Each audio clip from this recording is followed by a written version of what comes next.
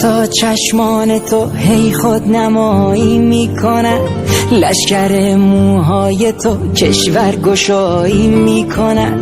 نقش زیبا بودنت را خوب ایفا میکنی، با نمایش نامت در شهر قوقا میکنی. من به زیر پای تو هی فرش قرمز میکشم، روی شنهای دلم یک بی تو هرگز میکشم.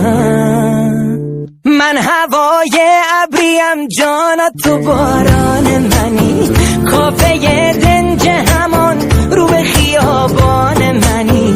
جان من جان منی، جان منی جان منی، دل پریشان تو هم گیسو پریشان منی. من هوای ابریم جانت تو باران منی، کافه دنج همان رو به خیابان منی. جان من جان منی، جان منی جان منی، دل پریشان تو هم گیسو پریشان منی.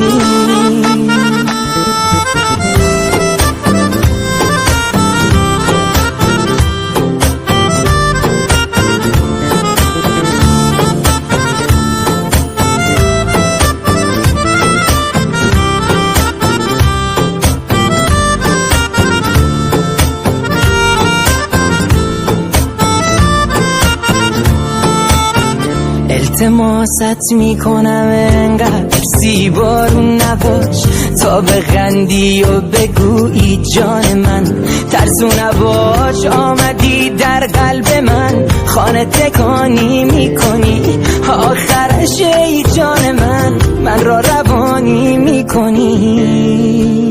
من هوای ابریم جانت تو باران منی، کافه دنج همان رو به خیابان منی. جان من جان منی، جان منی جان منی، دل پریشان تو هم گیسو پریشان منی. من هوای ابریم جانت تو باران منی، کافه دنج همان رو به خیابان منی. جان من جان منی، جان منی جان منی، دل پریشان تو هم گیسو پریشان منی.